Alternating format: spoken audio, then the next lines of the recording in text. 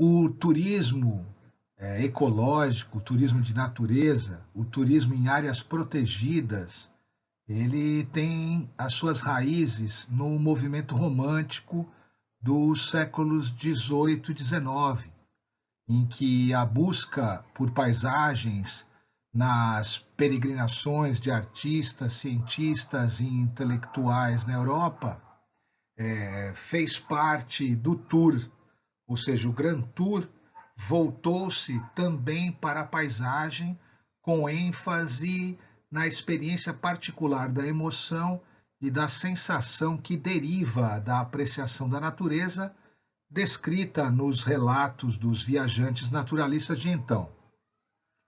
No contexto de urbanização acelerada pela Revolução Industrial, os moradores das novas cidades industriais emergentes se beneficiaram enormemente com o fato de passarem breves períodos longe delas, contemplando a natureza. O romantismo conduziu o desenvolvimento do turismo de paisagem e da apreciação de magníficos trechos do litoral, como afirmou John Urry. Esta valorização da natureza esteve ao mesmo tempo na origem das áreas protegidas. O turismo de contemplação da paisagem e de prática esportiva em espaços naturais surgiu também nos Estados Unidos, com a criação dos primeiros parques, o Parque Yosemite, na Califórnia, e o Parque Nacional de Yellowstone, ainda no século XIX. Já o ecoturismo, o turismo contemporâneo de natureza, o turismo ecológico, o turismo sustentável, é aquele que se dá por meio da caminhada por trilhas, da contemplação da paisagem, dos esportes em ambientes naturais, da expedição em cavernas e acampamentos e assim por diante. O ecoturismo no Brasil tornou-se uma moda no início do século XXI, onde a prática remetia a uma espécie de turismo do futuro, fundado no desejo da experiência em destinos considerados naturais, naqueles ambientes de grande valor paisagístico e ecológico, como as áreas protegidas, no Brasil, unidades de conservação. O pressuposto, ou seja, o sentido original do ecoturismo, se fundamenta na necessidade de experiências opostas às experiências urbanas, já que essa atividade do turismo, enquanto atividade econômica, traz ou traria benefícios à conservação do meio ambiente e econômico às pessoas do lugar. O ecoturismo parece ter sido concebido como uma prática alternativa ao turismo de massa que se apropria do desejo de experiências opostas às do cotidiano urbano. Tudo isso fundamentado na ideologia do desenvolvimento sustentável, que apresenta características próprias quanto à demanda nas regiões emissoras, bem como quanto aos destinos turísticos, identificados pela ideologia do desenvolvimento turístico ambientalmente sustentável. A demanda pelo ecoturismo nas regiões emissoras, principalmente urbanas, é criada por turistas desejosos de uma experiência de primeira mão do contato e da integração com a natureza.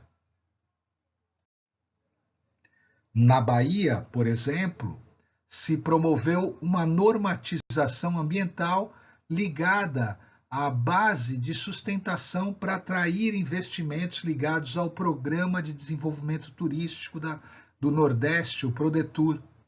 Nesse contexto de normatização, ocorreu uma obrigatoriedade de audiências públicas e projetos de educação ambiental em muitas unidades de conservação que foram criadas justamente para atrair o turista, que tem como fundamento, o ecoturismo, aquele da ideologia do desenvolvimento sustentável, de caráter conservacionista. Nesse contexto mercadológico, a sustentabilidade funciona como uma espécie de padronização do consumo de ecoturistas, daquele turismo ecológico como um meio de desenvolvimento sustentável e, nesse contexto, uma produção estética do sonho de consumo da experiência turística em meio à natureza. O exemplo da Itacaré, paraíso ecológico tropical, o marketing verde que produz, na verdade, reproduz esteticamente o ecoturismo, porque os indivíduos que procuram esse tipo de serviço estão ali fundamentados numa ideologia do consumo responsável e da consciência turística das empresas locais.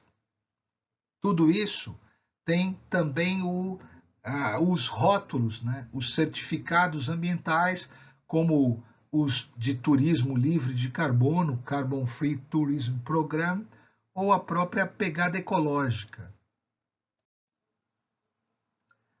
É esse contexto de apropriação dos elementos originais do ecoturismo pelo capital turístico, pelo empresariado turístico, que faz com que haja um esvaziamento do sentido original do ecoturismo.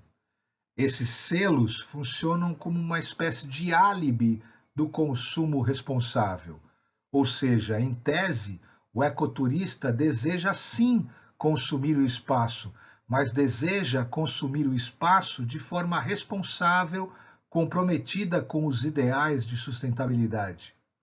Seria como que praticar o turismo sem provocar ou provocando o mínimo impacto, ou ainda pagando para impactar, como no caso das compensações de emissões de carbono, como nas propostas da chamada pegada ecológica. A expansão do turismo no Brasil tem estabelecido em todos os lugares valorizados a reprodução do mundo urbano, e assim os lugares valorizados ficam restritos ao uso das classes médias e das elites urbanas que podem pagar e que vão ganhando a hegemonia na construção do espaço geográfico. A pegada ecológica é uma metodologia de contabilidade ambiental que permite avaliar a demanda humana por recursos naturais renováveis com a capacidade regenerativa do planeta. A pegada ecológica de uma pessoa, de uma cidade, país ou região corresponde ao tamanho das áreas produtivas de terra e de mar necessárias para gerar produtos, bens e serviços que utilizamos no nosso dia a dia. É uma forma de traduzir em hectares a extensão de território que uma pessoa ou toda uma sociedade utiliza em média para sustentar seu consumo.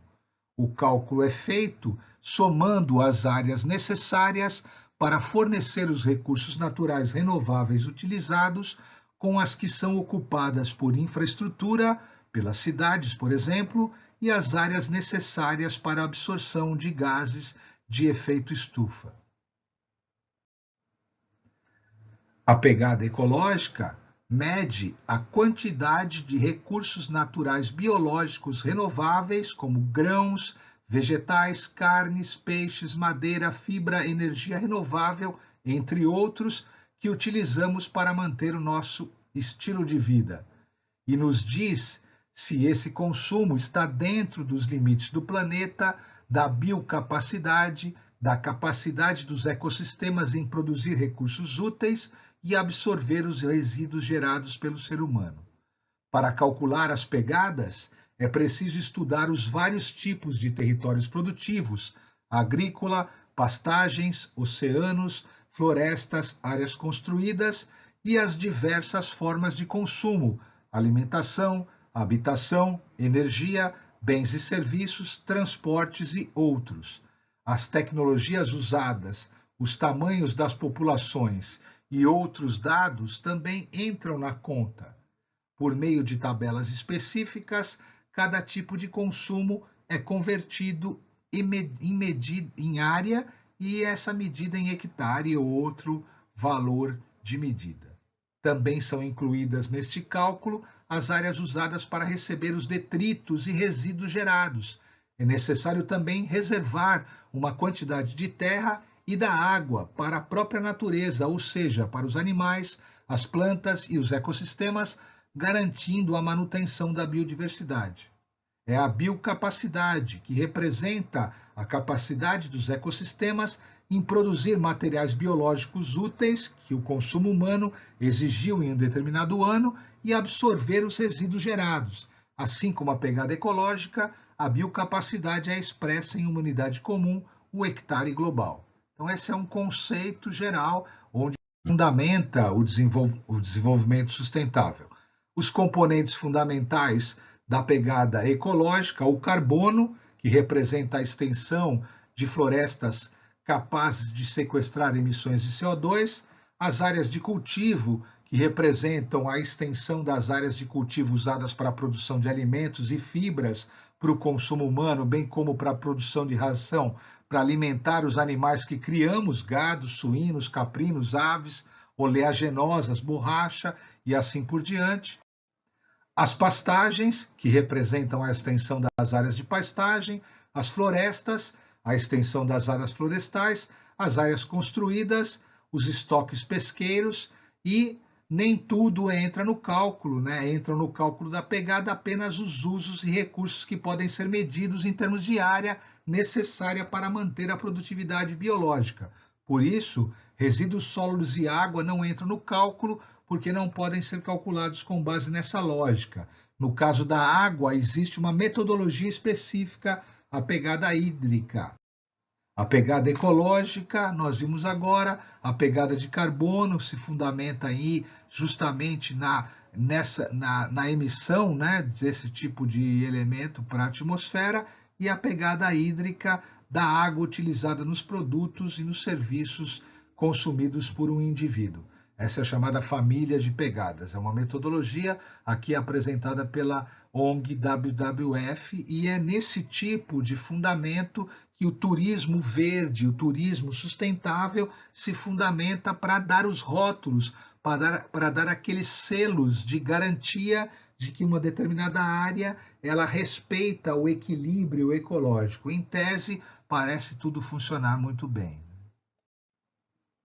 Esses certificados de sustentabilidade ambiental no turismo funcionam como uma espécie de incentivo, de motor de desenvolvimento, né, que o turismo tem como promessa de mercadoria vendida por esses lugares.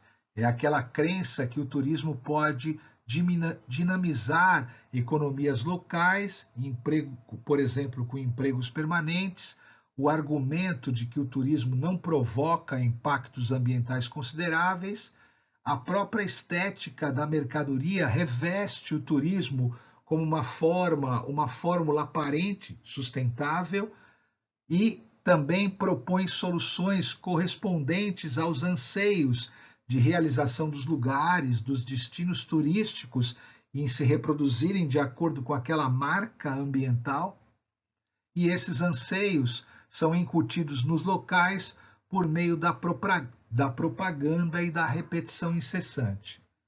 Então, a certificação é essa declaração formal de ser verdade emitida por uma instituição que tem a credibilidade e a autoridade legal ou moral. Há muitos selos de certificação de origem, a exemplo, o FSC para madeira e papel e os selos de produtos orgânicos. A ideia de sustentabilidade garante, assim, a continuidade da exploração econômica. É o ideal do consumidor responsável ou consciente, aquele consumidor informado que leva em conta critérios ambientais e sociais na escolha de mercadorias.